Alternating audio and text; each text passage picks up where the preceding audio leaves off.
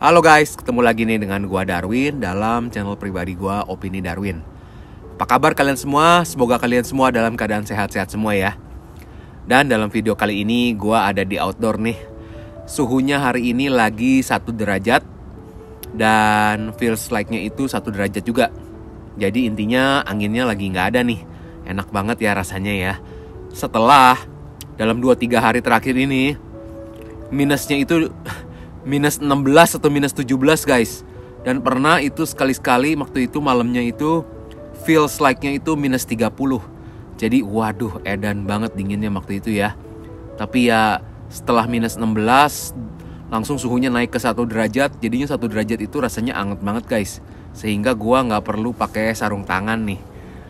Rasanya enak banget ya. Dan dalam video kali ini gua akan share berdasarkan pengalaman gua bergaul dengan beberapa orang Indonesia yang sudah tinggal di sini mengenai alasan mereka akhirnya pulang lagi ke Indonesia guys. Jadi nggak semuanya yang sudah pindah ke sini akhirnya betah ataupun sukses tinggal di sini ya. Nah, mau tahu videonya lebih lanjut? Tonton sampai habis. Tapi jangan lupa untuk subscribe, like, and comment. Oke, alasan yang pertama itu kenapa akhirnya ada orang Indonesia yang pulang ke Indonesia itu ialah karena suhu. Karena weather ya. Jelas seperti yang udah orang lain semua ketahui, kita semua ketahui bahwa Kanada ini adalah negara yang super dingin guys.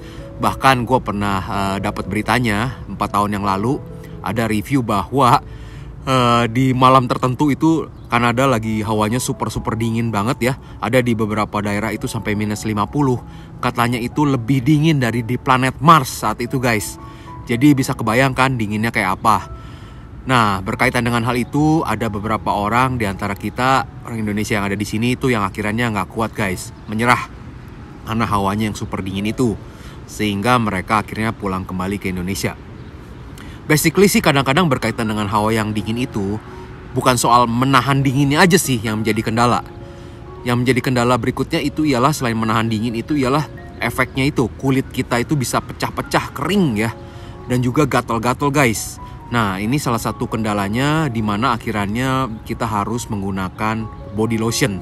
Kalau nggak pakai body lotion, kulit kita bisa kering banget ya, dan nggak enak banget kalau tidur tuh bisa gatal-gatal. Dan yang kedua itu, setelah pindah ke Kanada, berkaitan dengan hawa yang super dingin ini, ada beberapa di antara kita yang akhirnya nggak cocok kulitnya. Contohnya itu ialah anak gua sebenarnya ya, tapi dia kebetulan betah di sini karena dia senang hawa dingin. Cuman kulit tangannya itu kemarin sempat eksim gitu guys. Jadi kulitnya tuh ngelupas kering-kering gitu ya. Nah, itu akhirnya kita ke dokter dan akhirnya dikasih salep dan akhirnya sembuh. Cuman akhirnya dokter bilang harus selalu dikasih lotion terus supaya jangan kering. Nah, itu adalah salah satu faktor kenapa akhirnya banyak yang nggak tahan dengan hawa di sini. Bukan soal menahan dinginnya saja, tapi imbas ke kulit kita itu. Lalu yang kedua juga ada beberapa yang tadinya di Indonesia itu asma, pas pindah ke sini itu jadi sembuh. Tapi ada yang kebalikannya, di Indonesianya oke, pas tiba ke sini akhirnya malah jadi kena asma lah, kena gangguan pernapasan lah, karena hawanya yang terlalu dingin itu. Nah, jadi tiap orang kondisinya kebetulan beda-beda ya. Ada yang orang kuat tahan dingin, ada yang nggak kuat tahan dingin, ada yang kulitnya sensitif terhadap hawa yang di sini yang ekstrim sekali, dan juga ada yang orang malah jadi sembuh penyakit kulitnya. Dari yang di Indonesia, contohnya seperti anak gue yang gue pernah ceritain. Dia dulu di Indonesia itu, dulu di Indonesia nggak tahan dengan hawa panas sehingga badannya itu sering keringat buntet. Nah, ketika tiba di sini tentu saja jadi nggak ada keringat buntet karena kalau lagi winter apalagi susah banget untuk keringetan. Alasan yang kedua itu ialah berkaitan dengan pekerjaan guys. Ada beberapa di antara temen gue yang akhirnya pulang ke Indonesia karena tidak bisa mendapatkan pekerjaan yang sesuai dengan bidangnya dia. Dan juga tidak bisa mendapatkan pekerjaan yang sesuai dengan levelnya dia. Nah, ini hal yang sangat sulit untuk dipahami karena tiap orang tentu saja mempunyai preference tersendiri, mempunyai target tersendiri ketika mau berangkat ke Kanada. Nah, untuk hal ini faktornya ini sangat beragam guys. Jadi contohnya ada di antara kita yang ketika mau pindah ke Kanada, kita udah set level bahwa gua minimum harus sama dengan posisi gua waktu di Indonesia. Ataupun minimal gue harus sama bidangnya dengan ada yang di Indonesia. Walaupun gue merangkak lagi dari nol ya nggak apa-apa. Nah, ada beberapa pekerjaan yang memang di sini itu cukup sulit. Contohnya kalau di Indonesianya itu pengacara. Mau pindah ke sini menjadi pengacara, nah itu harus sekolah lagi mau nggak mau. ataupun di Indonesianya dokter, banyak yang harus sekolah lagi menjadi dokter di sini. Nah, ada beberapa yang tadinya di Indonesia dokter akhirnya downgrade menjadi nurse. Nah, itu tergantung dari preferensi kita, ada yang mau apa enggak. Lalu ada juga beberapa yang posisinya udah super tinggi di Indonesia. Contohnya udah menjadi direktur, sudah menjadi GM. Nah, ketika pindah ke sini harus downgrade lagi ke posisi staff lagi atau menjadi supervisor lagi. Nah, mungkin mereka kurang bisa menerima untuk hal itu sehingga akhirnya mereka pulang lagi ke Indonesia, guys. Nah, untuk hal ini tentu saja ini sesuatu yang kalian mesti pertimbangkan dengan masak-masak sebelum berangkat ke Kanada. Terutama jika kalian di Indonesianya sudah mempunyai posisi yang baik, sudah mempunyai karir yang super baik. Siapkah kalian atau seberapa fleksibelkah kalian untuk bisa memasuki dunia kerja di Kanada? Nah, ini penting banget karena kalau enggak nanti bisa menjadi penyesalan di hari berikutnya, guys. Alasan berikutnya itu berkaitan dengan adanya tawaran pekerjaan, guys. Jadi ada beberapa di antara teman gua yang akhirnya pulang lagi ke Indonesia. Sebenarnya dia di sini sudah settle, sudah bekerja, sudah lumayan sesuai dengan bidangnya dan juga sudah mempunyai rumah. Tapi akhirnya pulang lagi ke Indonesia. Karena apa? Karena ada tawaran dari bosnya yang lama. Ketika dia pulang ke Indonesia, tiba-tiba dia ditawarin pekerjaan lagi untuk pulang ke Indonesia. Dan akhirnya dia terima pekerjaan itu. Jadinya tentu saja pekerjaan yang ditawarkan mungkin posisinya sudah sangat bagus dengan gaji yang lumayan tinggi ya guys ya.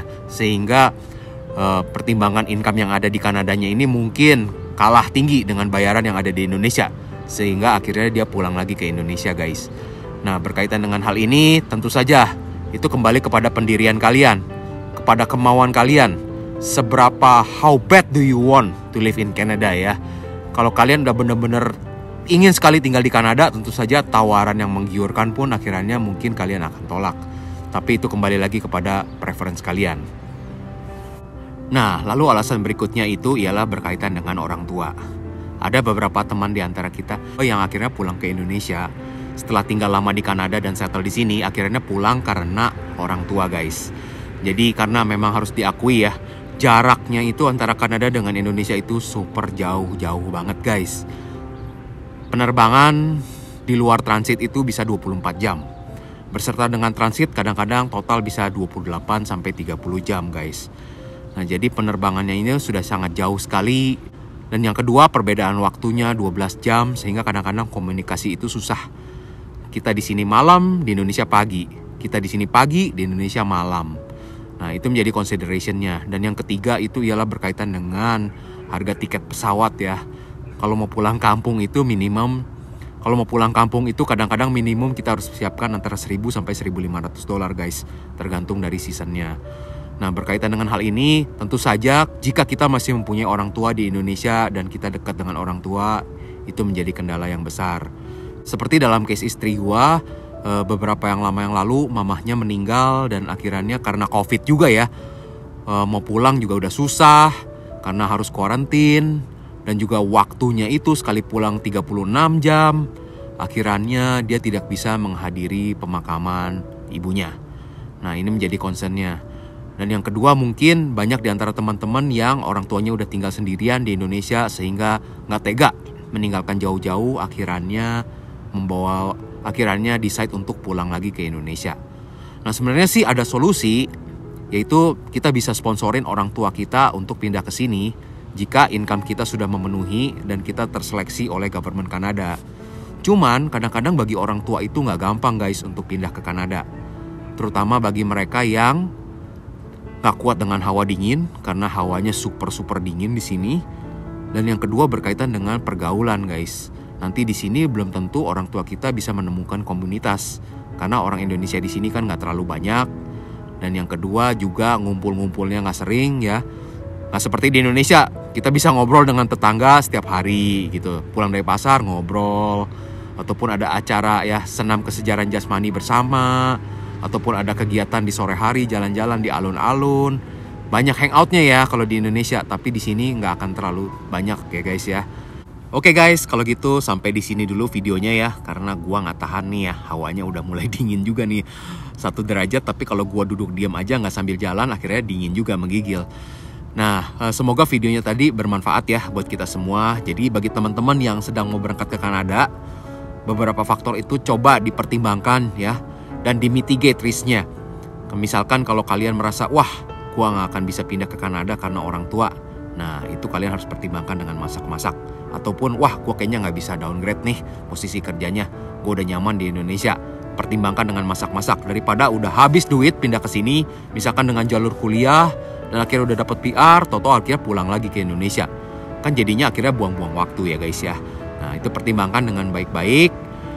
Oke, kalau gitu sampai jumpa di video berikutnya. Jangan lupa untuk subscribe, like, and comment, dan thank you for watching. Bye!